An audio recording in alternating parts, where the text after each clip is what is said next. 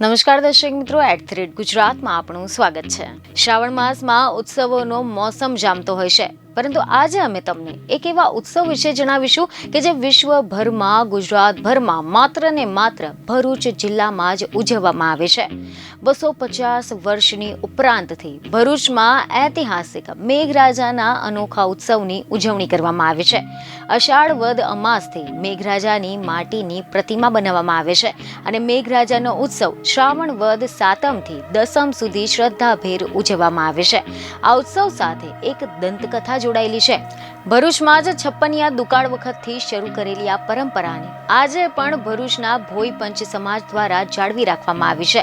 તમે જણાવી દઈએ કે ખબરો એવી મળી રહી છે કે અષાઢી અમાસના દિવસે ભરૂચની પવિત્ર નર્મદા નદીની માટીમાંથી ભોઈ પંચના યુવાનો દ્વારા ઇન્દ્રદેવ તરીકે મેઘરાજાની પ્રતિમા તૈયાર કરવામાં આવે છે, જેની વિધિવત પૂજા અર્ચના કરીને મેઘરાજાને ભક્તો માટે દર્શન કરવા માટે ખુલ્લા મૂકવામાં આવે છે અને મેઘરાજાને રંગરોગાન સાથે અદ્ભુત વસ્ત્રો ધારણ કરાવી નયનરમ્ય સ્વરૂપ આપવામાં આવે છે। હવે આપણે જાણીએ કે કેમ મેઘરાજાની સ્થાપના કરવામાં આવે છે।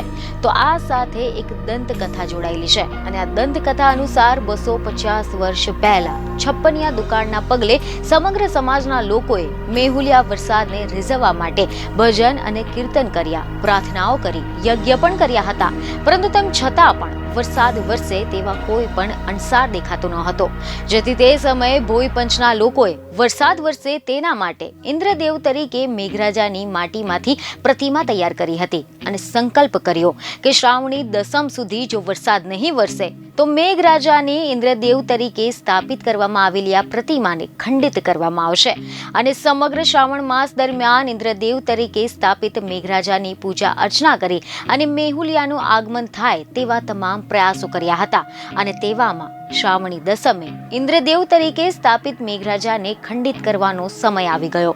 ત્યારે આ જ દરમિયાન અચાનક આકાશોમાં વાદળ ઘેરાવા લાગ્યા હતા અને એના બાદમાં ધોધમાર વરસાદ વરસી નદી નાળા છલકાઈ ગયા હતા, જેના કારણે પશુપાલકો, ખેડૂતો વરસાદમાં ઝૂમી ઉઠ્યા હતા અને બસ ત્યારથી જ ભોઈ પંચના લોકોએ સંકલ્પ કર્યો કે દર શ્રાવણ માસમાં મેઘરાજાની સ્થાપના કરવી અને આ પર્વને ઉત્સાહ અને ઉમંગની સાથે મનાવવો અને ત્યારથી જ આ ઉત્સવ ભોઈ પંચ માટે દિવાળી કરતા પણ મોટો પર્વ બની ગયો અને આજે પણ મેઘ ઉત્સવ માત્ર ને માત્ર ગુજરાતમાં ભરૂચ જિલ્લામાં જ મનાવવામાં આવે છે અને આ 4 દિવસ ભોઈ સમાજના લોકો વેપાર ધંધા છોડીને આ મેઘ ઉત્સવ મનાવવામાં મગ્ન બની જતા હોય છે।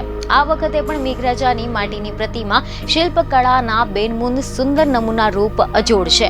મેઘરાજાની મૂર્તિને આશરે 5.5 ફૂટ ઊંચી અને 4 થી 3 ફૂટની પહોળાઈથી માનવ આકૃતિમાં મૂર્તિને 2 પગની પલાઠી બનાવી અને બંને હાથ પગના ઘૂંટણ પર મૂકીને ધ્યાનસ્થ સ્થિતિમાં બનાવવામાં આવે છે। મેઘરાજાની પ્રતિમામાં વિશેષતા એ છે કે દરેક વર્ષે અલગ અલગ શિલ્પકારો દ્વારા મેઘરાજાની પ્રતિમા તૈયાર કરવામાં આવતી હોય છે, પરંતુ તેમ છતાં પણ તેની મુખાકૃતિમાં કોઈ પણ ફરક આવતો નથી।